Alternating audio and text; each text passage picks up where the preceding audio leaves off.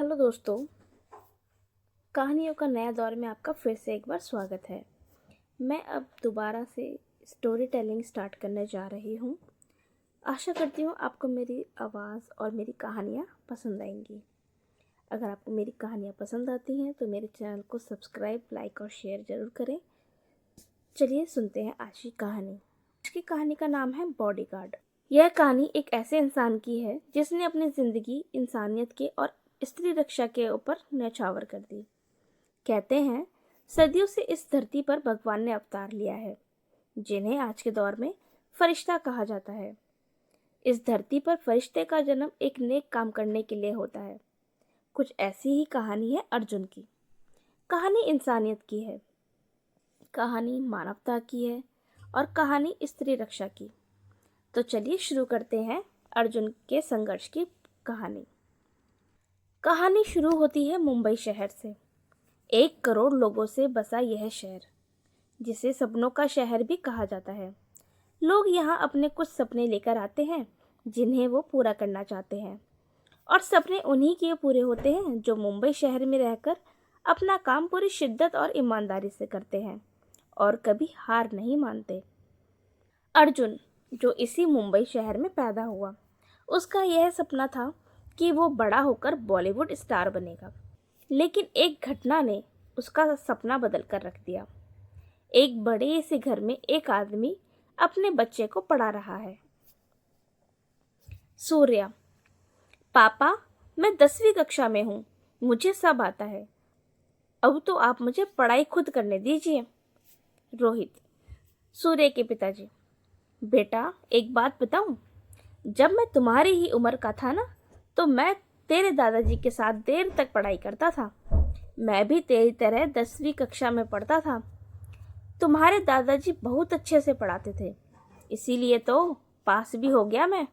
और आज देखो, आज उन्हीं की वजह से मैं स्कूल टीचर हूँ। सूर्य के पिताजी अपनी बात बताने लगे। सूर्या भी उनकी बात समझ पा रहा था। सूर्या, पापा, मुझे भी आपकी तरह बड़ा होकर एक टीचर बनना है।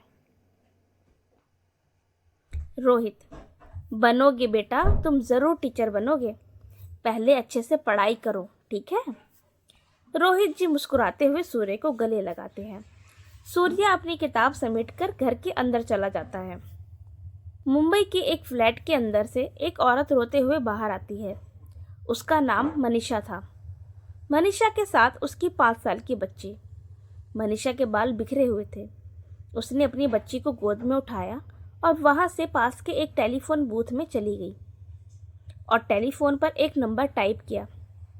बाहर एक 19 साल का लड़का कब से सिर्फ उसी औरत को देखे जा रहा था। इस लड़के का नाम अर्जुन था, सूर्या का बड़ा भाई। अर्जुन मार्केट से घर जा रहा था, तभी उसकी नज़र रोते हुए उस औरत पर गई, इसीलिए वो वहीं रुक गया। अर्जुन टेलीफोन बूथ के पास गया और मनीषा की चुपके से बातें सुनने लगा। माँ, मुझे यहाँ नहीं रहना, मैं वापस आ रही हूँ माँ, आज ही मैं घर आ रही हूँ। मनीषा ने रोते हुए कहा। क्या हुआ बेटी, तू रो क्यों रही है? कुछ भी ठीक नहीं है माँ। माँ, वो कभी नहीं सुधर सकती, आज उन्होंने फिर से मुझे। वो औरत रोते हुए अपनी माँ से अपनी शिकायत कर रही थी। क्या हुआ बेटी, क्या दामाद जी ने तुझे फिर डांटा? मनीषा अभी भी रोई जा रही थी। उसने रोना थामकर हकलाते हुए बताना चालू किया। हाँ माँ, आज उन्होंने मुझे डांटा और साथ में मेरे साथ मारपीट भी की। माँ, एक बात बताऊँ, उन्होंने यह आज नहीं किया, वो हर रोज ऐसा करते हैं। रोज रात को शराब पीकर आते हैं और मुझे परेशान करते हैं।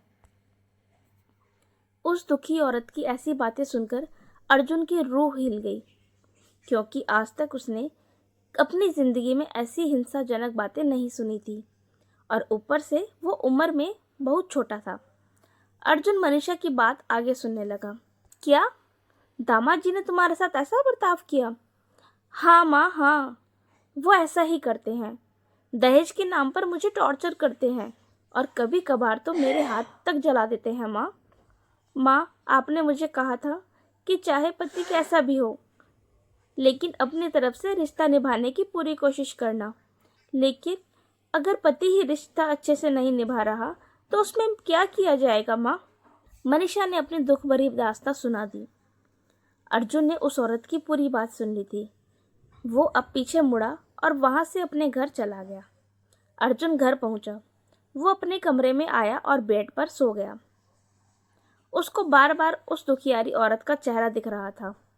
उसकी बातें अब भी उसके दिमाग में घूम रही थी। पूरे रास्ते अर्जुन परेशान था। तभी अर्जुन के पिताजी ने उसको आवाज लगाई, बेटा अर्जुन, कहाँ हो बेटा? जल्दी नीचे आओ, खाना लग गया है। जी पापा, आया। बेटा अर्जुन, तुम मार्केट से आए हो और मुझसे मिले बिना ही अपने कमरे में चले गए। कोई परेशानी है क्या अर्जुन?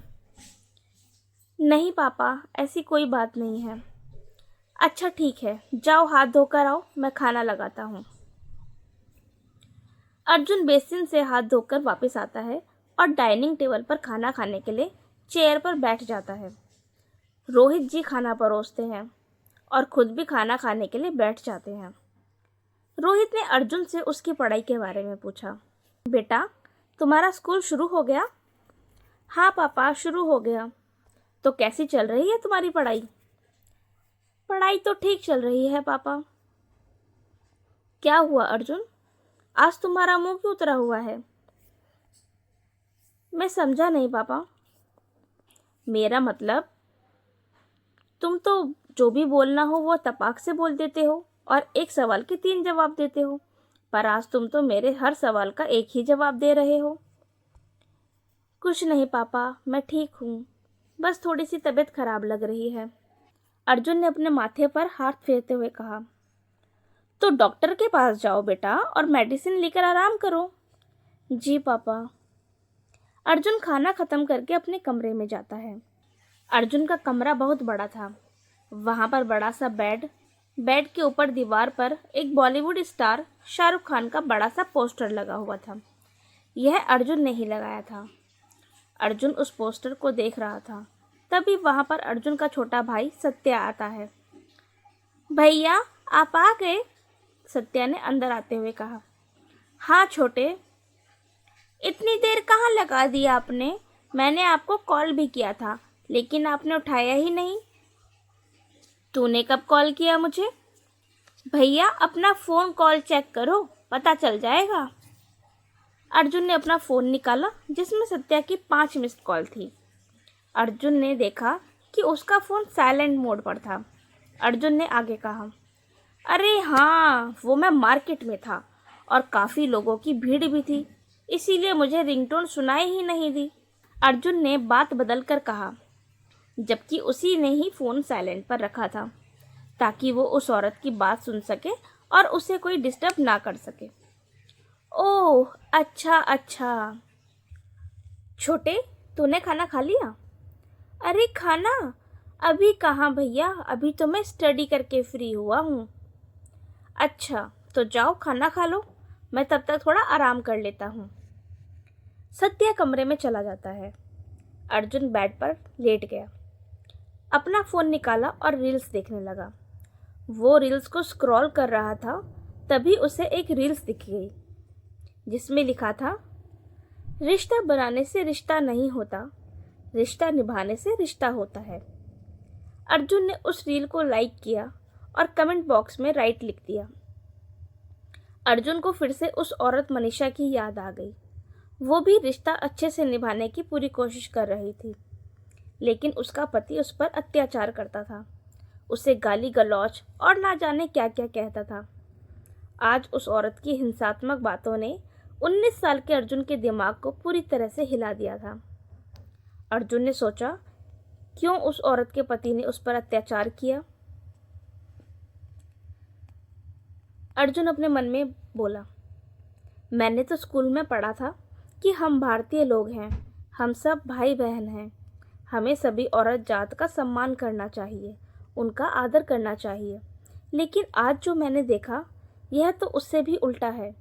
कहीं मैंने गलत तो नहीं पढ़ा? कहीं ऐसा तो नहीं कि स्कूल में जो ज़िंदगी की अच्छी सीख दी जाती है वो गलत है? या फिर मैं जो सोच रहा हूँ वो गलत है?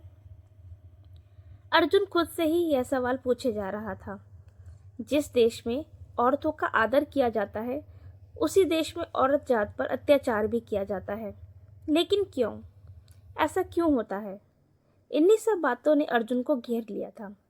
अर्जुन ने आगे कहा, मुझे कुछ करना होगा। मुझे इस विषय पर पापा से बात करनी होगी, तभी मुझे चैन मिलेगा। अर्जुन बेड से उठा और बाहर नीचे हॉल में आ गया। उसने रोहित को ढूंढने की कोशिश की, लेकिन वे घर पर नहीं थे। सत्या बाहर पौधों को पानी दे रहा था। अर्जुन उसके पास गया। छोटे, पापा कहाँ हैं? भैया, पापा तो स्कूल चले गए। स्कूल चले गए? लेकिन कब? अभी 10 मिनट पहले ही तो गए हैं। लेकिन बात क्या है भैया? वो मुझे पापा से एक जरूरी बात करनी थी। कोई बात नहीं, जब पापा आ जाएंगे तब मैं बात कर लूंगा। इतना कहकर अर्जुन चला जाता है। वो घर से बाहर एक दुकान पर चला गया। दुकान से 2 बिस्किट का पैकेट लेता है और घर लौट आता है।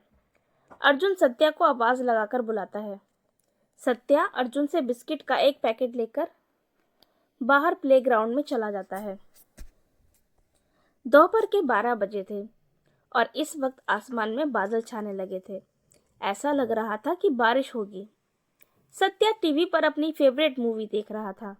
घर की लाइट चली गई। ओह नो, यह लाइट भी ना। सत्या रिमोट से टीवी का स्विच ऑफ कर देता है और घर से बाहर खेलने चला जाता है। अर्जुन प्लेग्राउंड में अपने दोस्तों के साथ बैठकर बातें कर रहा था। भाई, कल कितना मजा आया, एक लड़के ने कहा। इसका नाम वीर था।